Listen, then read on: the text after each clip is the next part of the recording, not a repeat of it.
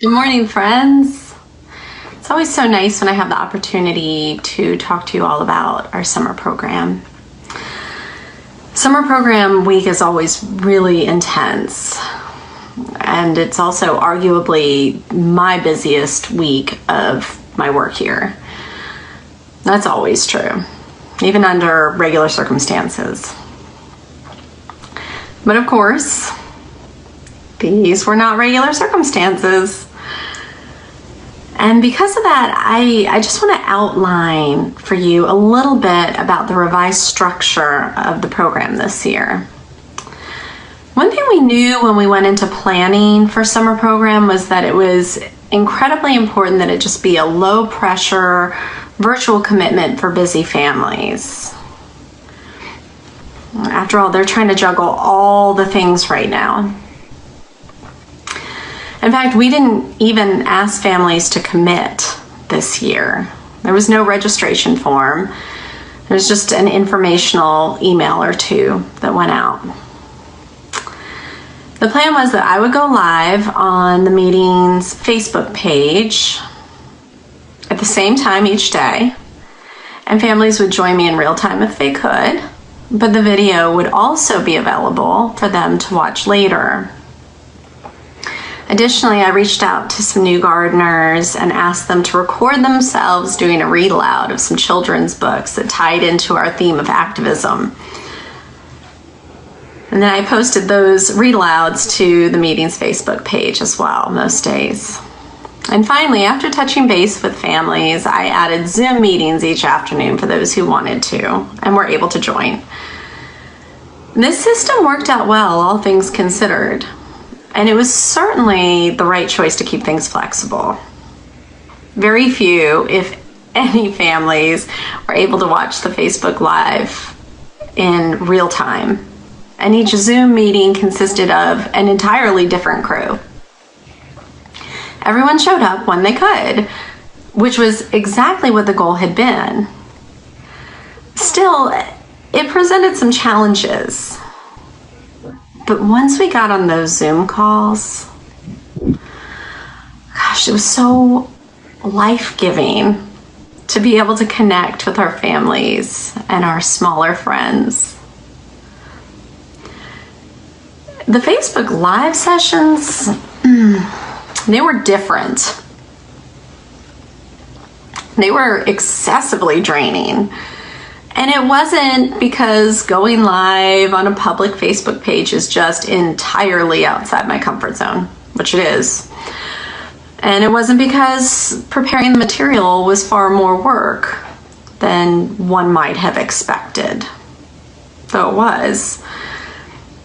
It was because when I went live, there was very little, if any, interaction or feedback.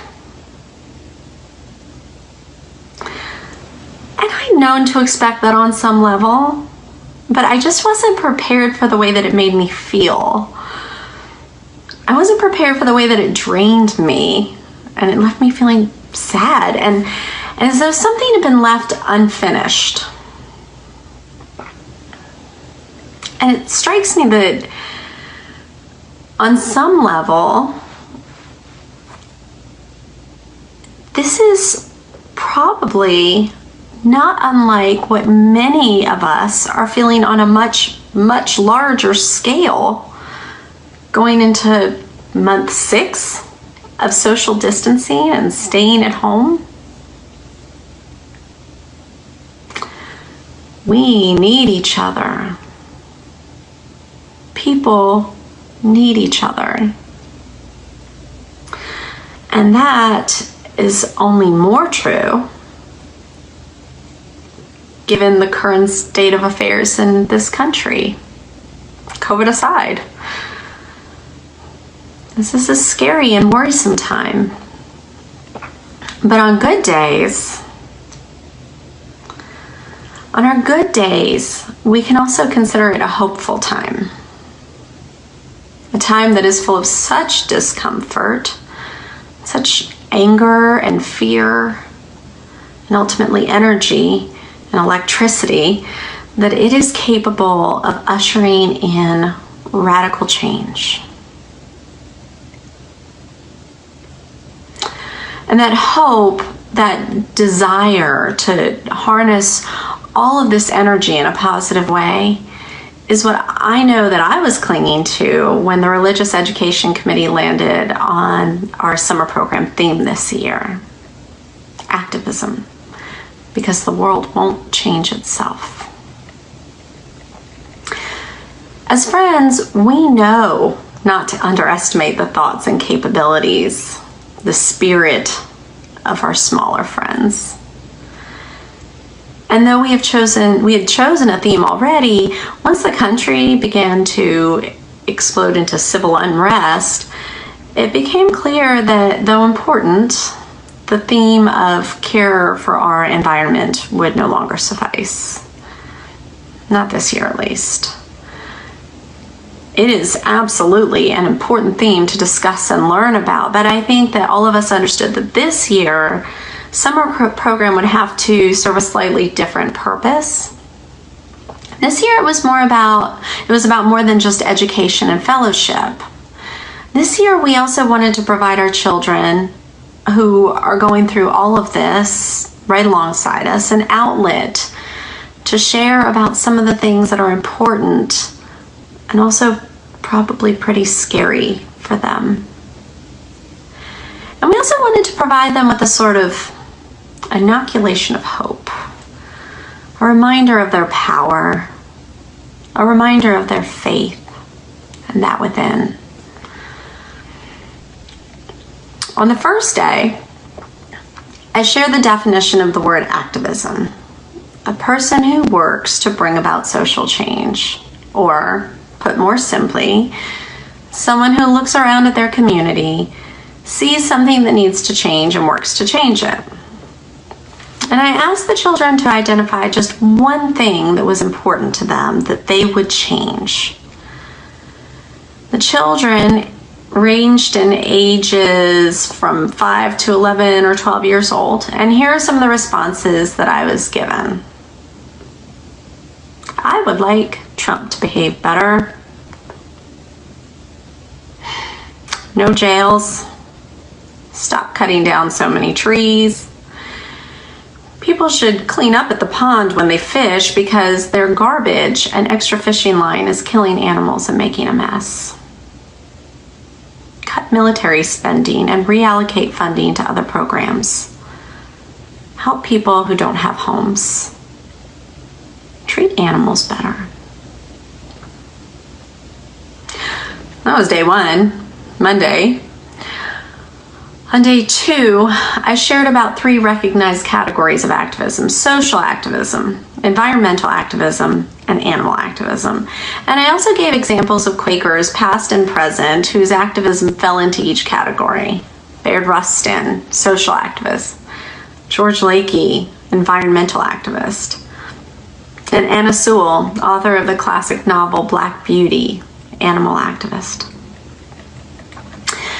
And this is probably not going to come as any surprise to all of you, but in learning about these different categories of activism and Quaker activists, we learned that activism is not actually an inside the box, fits into neat little categories kind of thing. Rather, these so-called categories of activism are interlocking. A social activist will inevitably turn their attention to the fact that many environmental issues disproportionately affect low-income communities. An animal activist, who may have chosen to avoid meat or animal products out of concern for the care and treatment of animals, will eventually turn their attention to the fact that the decision not to eat meat is not only better for the environment, but also a healthy, economical alternative for people who are trying to survive off of very little income.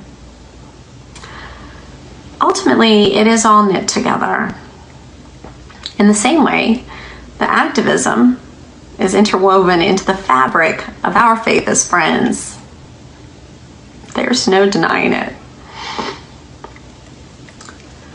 On Wednesday, I shared about different ways to practice activism. Things I'd found in my online research about children's activism. Things like random acts of kindness, marches and protests, artivism, which is exactly what it sounds like, activism that is represented through art, including writing, and tree hugging, which, though it could be literal tree hugging, was explained as more of a mindset and understanding that we are not the center of the universe and we do not need to dominate nature.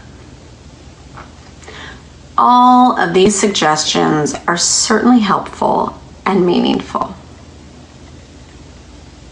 However, after all that we'd learned and discussed, they just didn't feel like much. Especially for a group of kids who were suggesting doing away with jails and cutting military spending and are experiencing very real anxiety about the manner in which humans devalue life. I think we can recognize that it is certainly more difficult for our youth to practice certain kinds of activism than it is for an adult. They can't vote. They don't usually have a ton of money to give.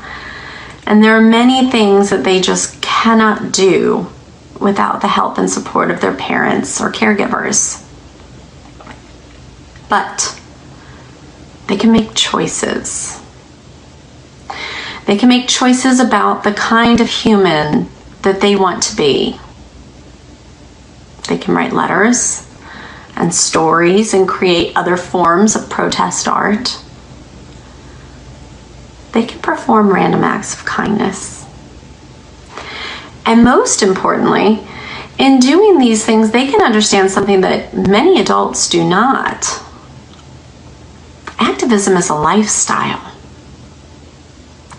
It is a series of decisions that we make every single day when we consider the manner in which our life force impacts others. As friend Anna Sewell wrote, "It is good people who make good places."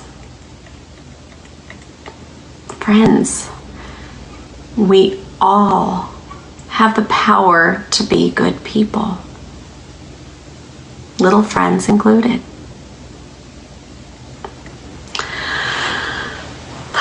So I don't know whether or not summer program was a success this year. It's hard to know what success looks like right now, but I do know that we were able to meet at least some of the goals that we had set for ourselves. There was some education, some connection, a safe place to share our concerns, and hopefully there was also a solid dose of empowerment. Friend and civil rights leader Bayard Rustin is often quoted as having said, "We need in every community a group of angelic troublemakers." Friends, it brings me great joy to share with all of you that from where I am sitting, it seems quite unlikely that we will have any shortage of those.